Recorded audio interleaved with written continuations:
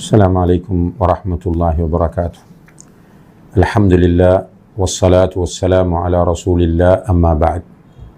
அன்புள்ள சகோதர சகோதரிகளே, ஜக்காத் பெற தகுதியானவர்கள் பற்றிய விளக்கத்தை இதுவரை நாம் பார்த்தோம். சூரத்து அத்தௌபா 60வது வசனத்தில் அல்லாஹு தஆலா ஜக்காத் பெற தகுதியான 8 கூட்டத்தார்களையும் அடையாளப்படுத்துகிறான். இதனோடு தொடர்பு பட்டதாக சில முக்கியமான கேள்விகள் வந்திருக்கின்றன. அவற்றுக்கான விளக்கத்தை இந்த நிகழ்ச்சியிலே நாம் பார்க்கலாம் இன்ஷா அல்லாஹ். முதலாவதாக, நம்முடைய நெருங்கிய உறவினர்கள் இந்த 8 கூட்டத்தில் இருந்தால் அவர்களுக்கு ஜக்காத்தை கொடுக்கலாமா என்கிற ஒரு கேள்வியை கேட்கிறார்கள். அதாவது, இந்த 8 கூட்டத்தில் ஏதாவது ஒரு சாராராக நம்முடைய நெருங்கிய உறவினர்கள் இருக்கிறார்கள் என்றால் அவர்களுக்கு நாம் ஜக்காத்தை கொடுக்கலாமா என்று. இதை பொறுத்தவரையில் அன்புள்ள சகோதர சகோதரிகளை, யாருக்கு ஜக்காத் கொடுக்கக்கூடாது என்பதை நாம் புரிந்து கொண்டால் மற்ற எல்லோருக்கும் தாராளமாக கொடுக்கலாம் என்பதை நாம் புரிந்து கொள்ளலாம். யாருக்கு கொடுக்கக்கூடாது என்றால், நாம் யாருக்கு செலவு செய்வது நம்மீது கடமையாக்கப்பட்டிருக்கிறதோ அவர்களுக்கு நம்முடைய ஜக்காத்திலிருந்து நாம் கொடுக்க முடியாது.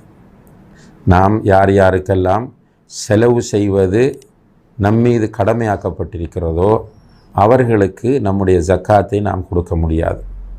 அந்த வகையிலே நாம் செலவு செய்ய வேண்டியவர்கள் யாரென்றால் நம்முடைய மனைவி. நம்முடைய மனைவிக்கு நாம் ஜக்காத்திலிருந்து கொடுக்க முடியாது. இப்போ உதாரணமாக, மனைவி சுகையினமுற்று ஒரு அல்லாஹ் லேசாக்க வேண்டும், பெரிய ஒரு சர்ஜரி செய்ய வேண்டி இருக்கிறது என்று வைத்து கொள்ளுங்கள்.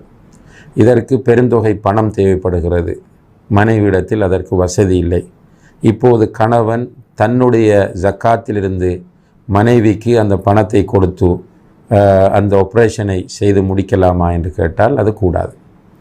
ஏனென்றால் அந்த கணவன் அந்த பெண்ணுக்கு செலவு செய்வது அவனுடைய கடமையாகும். எனவே எக்காரணம் கொண்டும் தன்னுடைய பணத்திலிருந்து, தன்னுடைய ஜக்காத் பணத்திலிருந்து தன்னுடைய மனைவிக்கு ஒரு கணவன் கொடுக்க முடியாது. அதே போல தன்னுடைய பெற்றோர்களை பராமரிப்பதும் அவர்களுக்கு செலவு செய்வதும் ஒரு பிள்ளையினுடைய கடமையாகும். எனவே பெற்றோருக்கு தன்னுடைய ஜக்காத்திலிருந்து பிள்ளைகள் கொடுக்க முடியாது. அதே போல பெற்றோர்கள் தங்களுடைய பிள்ளைகளை பராமரிக்க வேண்டும், அவர்களுக்கு செலவு செய்ய வேண்டும் என்று வலியுறுத்தப்பட்டிருக்கிறது. எனவே பெற்றோர் பிள்ளைகளுக்கு ஜக்காத் கொடுக்க முடியாது. இவ்வளவுதான் ஜக்காத் கொடுப்பதற்கு தடை செய்யப்பட்டவர்கள். இவர்கள் அல்லாத மற்றவர்கள் அனைவருக்கும் நாம் ஜக்காத்து கொடுக்கலாம். நம்முடைய உடன் பிறந்த சகோதர சகோதரிகள் இந்த 8 கூட்டத்திற்குள் வருவார்களாக இருந்தால் அவர்களுக்கு ஜக்காத்திலிருந்து கொடுக்கலாம். நம்முடைய தந்தையின் உடன் பிறந்த சகோதர சகோதரிகள், அவர்களுடைய பிள்ளைகள் இந்த 8 கூட்டத்திற்குள் வருவார்கள் என்றால் அவர்களுக்கு கொடுக்கலாம். நம்முடைய தாயினுடைய உடன் பிறந்த சகோதர சகோதரிகள் இந்த 8 கூட்டத்திற்குள் வருவார்கள் என்றால் அவர்களுக்கு நாம் நம்முடைய ஜக்காத்திலிருந்து கொடுக்கலாம். இதிலே நெருங்கிய உறவினர்களுக்கு ஜக்காத்தை கொடுப்பது ஒரு பெரிய நன்மையும் கூட. ஜக்காத் என்கிற நன்மையோடு சேர்த்து உறவினர்களை பேணிய நன்மையும் அங்கே கிடைக்கும். அதனால்தான் ரசூல் ஸல்லல்லாஹு அலைஹி வஸல்லம் அவர்கள் சொன்னார்கள், 2 நன்மைகள் இருக்கின்றன. ஒன்று அஜ்ருல் கராபா, இன்னும் ஒன்று அஜ்ரு சதகா. அந்த உறவை பேணிய நன்மையும் சதகா அல்லது ஜக்காத் கொடுத்த நன்மையும் கிடைக்கும் என்று சொன்னார்கள். புகாரி முஸ்லிமிலே வரக்கூடிய ஹதீஸ். எனவே அந்த ஜக்காத்துக்களை நாம் நம்முடைய நெருங்கிய உறவினர்களுக்கு கொடுப்பதில் எந்த பிரச்சனையும் இல்லை என்பதை நாம் இங்கே கவனத்தில் கொள்ள வேண்டும். அதே நேரத்தில் அன்புள்ள சகோதர சகோதரிகளை, நாம் ஜக்காத்து கொடுக்கும்போது உறவினர்களை முற்படுத்துவது மிகவும் முக்கியமானது என்பதையும் கவனத்தில் கொள்ள வேண்டும். இப்போ பொதுவாக ஜக்காத் கொடுக்கிறவர்கள் யாராவது அவர்களிடம் நாங்கள் கூட்டாக கொடுக்க போகிறோம் தாருங்கள் என்று கேட்கிற நேரத்தில் உடனடியாக அவர்களுடைய கையில் கொடுத்து விடுவார்கள். அவர்களால் பெறப்பட்ட அந்த ஜக்காத் சில நேரங்களில் இவருடைய இந்த நெருங்கிய உறவினர்களுக்கு வந்து சேராமல் போய்விடும். எனவே அங்கே கொடுப்பதற்கு முன்னால் தன்னுடைய நெருங்கிய உறவினர்களை பார்த்து கொள்வது சிறந்ததாகும். நபி ஸல்லல்லாஹு அலைஹி வஸல்லம் அவர்கள் அபூ தல்ஹா ரலியல்லாஹு அன்ஹு அவர்கள் தன்னுடைய சதகாவை கொண்டு வந்த போது அல்லாஹுடைய தூதர் ஸல்லல்லாஹு அலைஹி வஸல்லம் அவர்கள் அவருக்கு சொன்னார்கள், வ இன்னி அரா அன் தஜ்அலஹா ஃபில் அக்ரபீன், இதை நீ உன்னுடைய நெருங்கிய உறவினர்களுக்கு கொடுப்பதே சிறந்தது என்று நான் கருதுகிறேன் என்று அல்லாஹுடைய தூதர் ஸல்லல்லாஹு அலைஹி வஸல்லம் அவர்கள் சொன்ன செய்தி புகாரி முஸ்லிமிலே பதிவு செய்யப்பட்டிருக்கிறது. எனவே நெருங்கிய உறவினர்களை ஜக்காத்தின் போது நாம் முற்படுத்துவதற்கு முயற்சி செய்ய வேண்டும். அடுத்ததாக அன்புள்ள சகோதர சகோதரிகளே, இந்த நெருங்கிய உறவினர்களில் நம்ம சொன்னோம், தந்தை பிள்ளைகளுக்கு ஜக்காத் கொடுக்க முடியாது, பிள்ளைகள் தந்தைக்கு ஜக்காத் கொடுக்க முடியாது என்று. அதே நேரத்தில் பிள்ளைகள் தந்தையுடைய கடன் இருக்கிறது என்றால், இப்போ தந்தை ஏதோ ஒரு தேவைக்காகப்பட்ட பெரிய ஒரு கடன் இருக்கிறது, அந்த கடனை பிள்ளை அடைக்க வேண்டும் என்ற கடமை கிடையாது. அதாவது கடமை என்று சொன்னால், பெற்றோருக்கு அந்த பிள்ளைகள் உணவு கொடுக்க வேண்டும், அவர்களுக்குரிய அடிப்படை வசதிகள் கொடுக்க வேண்டும் என்பது அவர்கள் மீது உள்ள கட்டாய கடமையாகும். அது போன்ற ஒரு பொறுப்பு கடன் அடைப்பதில் பிள்ளைக்கு கிடையாது. எனவே பிள்ளைகள் என்ன செய்யலாம் என்று கேட்டால், தந்தையினுடைய கடனை தன்னுடைய ஜக்காத்திலிருந்து அடைக்கலாம்.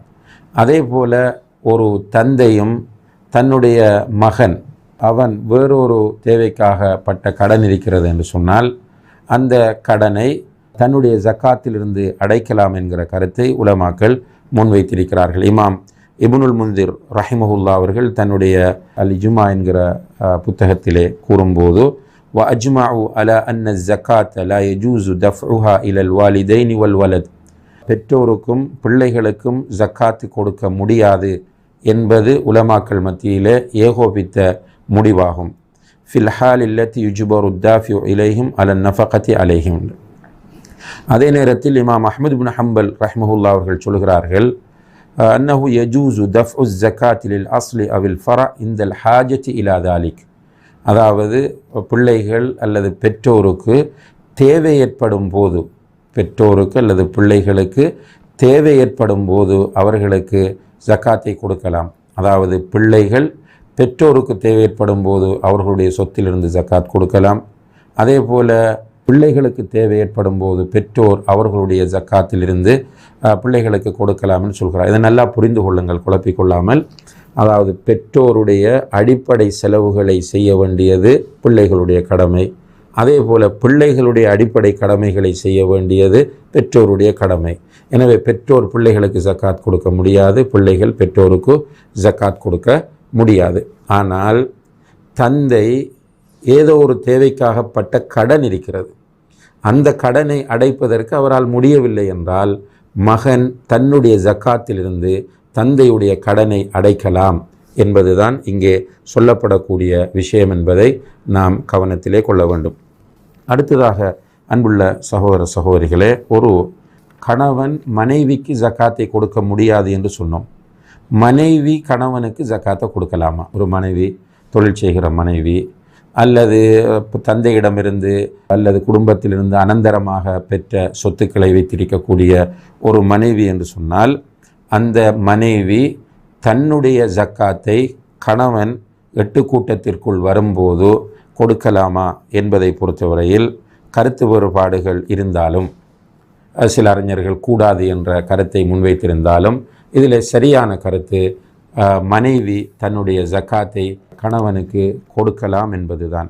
இதற்கு ஆதாரம் என்னவென்று கேட்டால், அபு சயீத் ரலியல்லாஹு அன்ஹு அவர்கள் அறிவிக்கிறார்கள், இப்னு மஸ்ஊத் ரலியல்லாஹு அன்ஹு அவர்களுடைய மனைவி ஜைனப் ரலியல்லாஹு அன்ஹா அவர்கள் நபி ஸல்லல்லாஹு அலைஹி வஸல்லம் அவர்களிடம் வந்து தன்னுடைய ஜக்காத்தை பற்றி வினவுகிறார்கள்.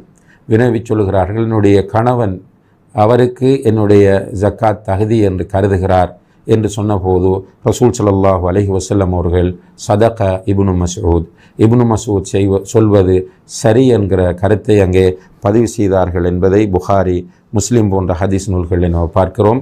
எனவே ஒரு மனைவிக்கு கணவன் செலவு செய்ய வேண்டும், ஆனால் மனைவி கணவனுக்கு செலவு செய்ய வேண்டும் என்ற அவசியம் கிடையாத காரணத்தினால் மனைவியை பொறுத்தவரையில் அந்த மனைவி தன்னுடைய ஜக்காத்தை கணவன் ஜக்காத்திற்கு தகுதியான 8 கூட்டத்திற்குள் வரும்போது கொடுக்கலாம் என்பதுதான் சரியான கருத்தாகும்.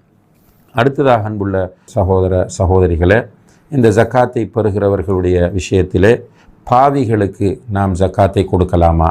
பாவம் செய்யக்கூடியவர்களுக்கு, மார்க்கத்தில் பாவத்தில் ஈடுபடக்கூடியவர்களுக்கு ஜக்காத்தை கொடுக்கலாமா என்று கேட்டால், இதிலே முதலாவதாக இஸ்லாத்தை அவர்களுடைய சக்திக்குட்பட்டவரை பின்பற்றி நடக்கக்கூடிய முஸ்லிம்கள் தான் ஜக்காத்திற்கு தகுதியானவர்கள் என்பதை ஏற்கனவே நாம் பார்த்திருக்கிறோம்.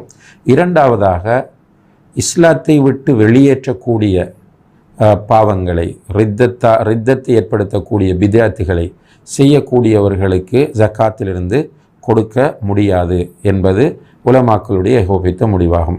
உதாரணமாக, ஒருவர் நபிகள் நாயகம் ஸல்லல்லாஹு அலைஹி வஸல்லம் அவர்களுக்கு பிறகு நபி வருவார் என்று சொல்கிறார் என்றால், இவருக்கு நாம் நபி வருவார் என்ற ஈசா அலைஹிஸ்ஸலாம் அவர்களை நாடவில்லை, மிர்சா குலாம் அஹ்மத் போன்றவர்களை நாடி இப்படி இருக்கிறது என்று சொன்னால் அவர்களுக்கு ஜக்காத்தை கொடுக்க முடியாது. அதே போல அல்லாஹு தஆலா மனித வடிவத்திலும் வருவான், அல்லாஹு தஆலாவுடைய தோற்றம்தான் இந்த பிரபஞ்சம் என்ற ஹுலூல், இத்திஹாத் போன்ற கொள்கைகளை சொல்லுகிறவர்களுக்கு ஜக்காத்திலிருந்து கொடுக்க முடியாது. அதே போல இஸ்லாத்தை விட்டு வெளியேற்றக்கூடிய பாவங்களை யாரெல்லாம் செய்கிறார்களோ அவர்களுக்கு ஜக்காத்திலிருந்து கொடுக்க முடியாது என்பதுதான் சரியான கருத்தாகும். வல்லாஹு தஆலா அலம். அதே நேரத்தில் இது அல்லாத ஏனைய பாவங்கள் செய்கிறவர்கள், பெரும்பாவங்கள் செய்கிறவர்கள் என்று வைத்துக் கொள்ளுங்கள், இவர்களுக்கு ஜக்காத்தை கொடுக்கலாமா என்றால், இங்கே கவனிக்கப்பட வேண்டியது அவர்கள் முஸ்லீம்கள், பெரும்பாவம் செய்தாலும் முஸ்லீம்கள் தான். எனவே அவர்கள் ஜக்காத்து பெற தகுதியானவர்கள். ஆனால் நாம் ஜக்காத்து கொடுத்தால் அந்த ஜக்காத்தை அவர்கள் பாவத்திற்கு பயன்படுத்துவார்கள் என்று ஷுவராக நமக்கு தெரியுமாக இருந்தால், நிச்சயமாக நமக்கு அது புரியுமாக இருந்தால், அவர்களுக்கு நம்முடைய ஜக்காத்திலிருந்து கொடுக்கக்கூடாது. கடைசியில் நம்முடைய ஜக்காத்தை பிழையான இடத்திற்கு கொடுத்து அதே நேரத்தில் பாவத்திற்கு துணை போனவர்களாகவும் நாம் ஆகிவிடுவோம் என்பதை நம்ம புரிந்து கொள்ள வேண்டும். எனவே அன்புள்ள சகோதர சகோதரிகளை, இந்த ஜக்காத் பெறுகிறவர்களுடைய விஷயத்தில் இன்னும் சில கேள்விகள் இருக்கின்றன. அதில் ஒன்றுதான், குறிப்பாக இந்த காலத்தில், கொரோனா வைரஸினுடைய இந்த காலத்தில் லாக்டவுன் என்கிற நிலையிலே மக்கள் வீடுகளிலே முடங்கி இருக்கிற போது, இதிலே உடல் வலிமையும் தொழிலும் செய்ய முடியுமானவர்களும் தொழில் இல்லாமல் இப்போது இருக்கிறார்கள்.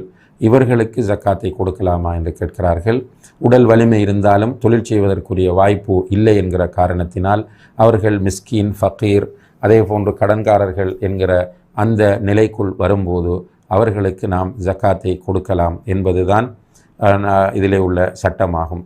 அதே நேரத்தில் ஜக்காத்தை நம்ம கொடுக்கிற போது எவ்வளவு ஒருவருக்கு கொடுக்க வேண்டும், எவ்வளவு ஒருவருக்கு நாம் ஜக்காத்து கொடுக்க வேண்டும் என்றால், ஒருவருடைய ஜக்காத் சில நேரம் 10,000 ரூபாக இருக்கும். 10,000 ரூபாய் என்பதை 10,000 ரூபா ஒருவருக்கே கொடுத்து விடலாம். ஆனால் சிலருக்கு லட்சக்கணக்கிலே ஜக்காத்து வரும்.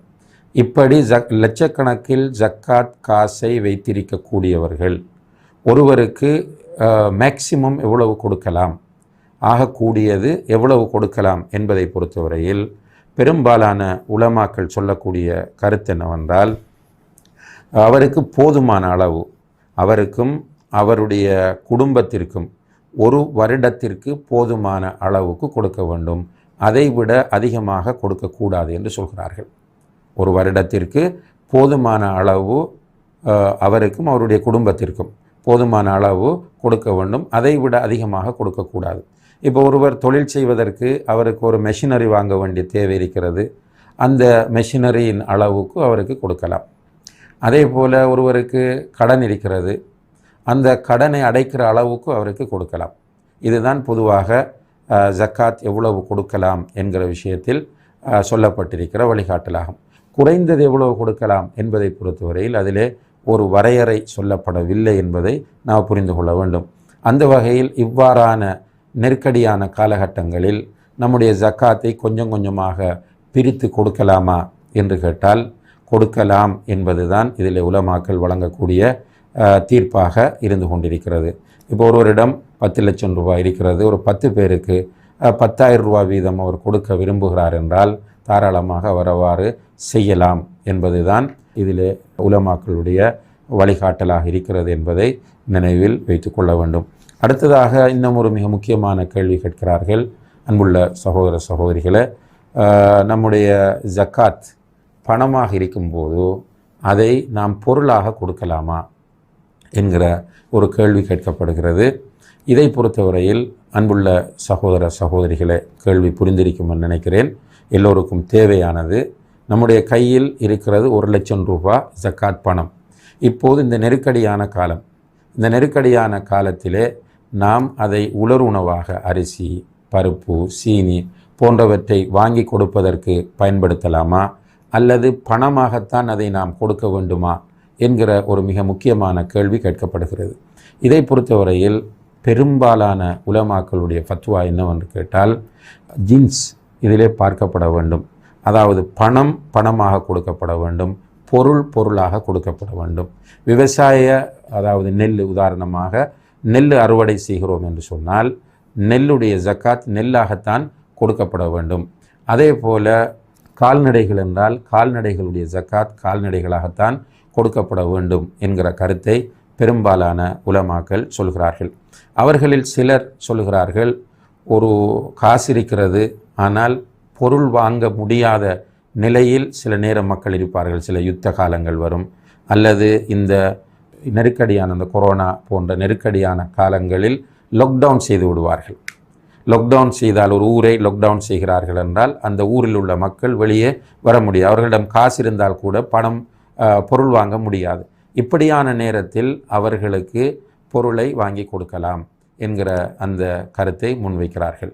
இது அல்லாமல் பொதுவான நிலையில் காசை காசாகத்தான் கொடுக்க வேண்டும், பொருளை பொருளாகத்தான் கொடுக்க வேண்டும் என்பதுதான் பெரும்பாலான அறிஞர்களுடைய கருத்து. இதிலே கூடும் என்கிற ஒரு கருத்தும் இருக்கிறது. இதில் நேரடியான ஆதாரங்கள் வராததனால்தான் இந்த கருத்து வேறுபாடு இமாம்கள் மத்தியிலே தோன்றியிருக்கிறது என்பதை நாம் புரிந்து கொள்ள வேண்டும். அல் ஹுருஜு மினல் ஹிலாஃபி ஹைருன் என்கிற விதியின் அடிப்படையில் கருத்து வேறுபாட்டுக்குள் இருந்து வெளியேறுவது சிறந்தது என்கிற அடிப்படையில் அன்புள்ள சகோதர சகோதரிகளே, பணத்திற்கு பணமும் பொருளுக்கு பொருளும் கொடுக்கலாம் என்பதில் கருத்து வேறுபாடே இல்லை. எனவே நாம் இந்த கருத்து பொருளாக கொடுக்கலாமா இல்லையா என்பதுதான், பணத்தை பொருளாக கொடுக்கலாமா இல்லையா என்பதில் தான் கருத்து வேறுபாடு இருக்கிறது. பணத்தை பணமாக கொடுக்கலாம் என்பதில் கருத்து வேறுபாடு இல்லை. எனவே கருத்து வேறுபாட்டுக்குள் இருந்து வெளியேறுவதற்காக வேண்டி நாம் பணத்தை பணமாகவும் பொருளை பொருளாகவும் கொடுக்க முயற்சிய வேண்டும். அதே போல் நாம் ஏற்கனவே வியாபார பொருட்கள் விஷயமாக பேசுகிற போது குறிப்பிட்டிருக்கிறோம், வியாபார பொருட்களுக்குரிய பெறுமதியையும் கொடுக்கலாம் என்று. வியாபார பொருளையும் கொடுக்கலாம், அந்த பொருள் மக்களுக்கு பயன்படாத ஒரு நிலை இருக்கும்போது அதனுடைய பெறுமதியும் கொடுக்கலாம். உதாரணமாக ஒரு டயர் கடை வைத்திருக்கிறார், ஒரு டயரை ஜக்காத்தாக கொடுக்க சொன்னால் அது சாத்தியமில்லாமல் போகும். எனவே அதனுடைய சட்டம் வேறு என்பதை புரிந்து கொள்ளுங்கள். இது ஒரு இஜ்திஹாதுக்குரிய ஒரு விஷயம். எனவே பணத்தை நாம் பணமாக கொடுக்கும்போது அந்த மக்கள் அவர்களுக்கு தேவையானதை அவர்கள் வாங்கி கொள்வார்கள். வல்லாஹு தஆலா அஅலம் வ ஆஹிரு தஅவானா அனில் ஹம்துலில்லாஹி ரப்பில் ஆலமீன். வஸ்ஸலாமு அலைக்கும் வரஹ்மத்துல்லாஹி வபரகாத்துஹு.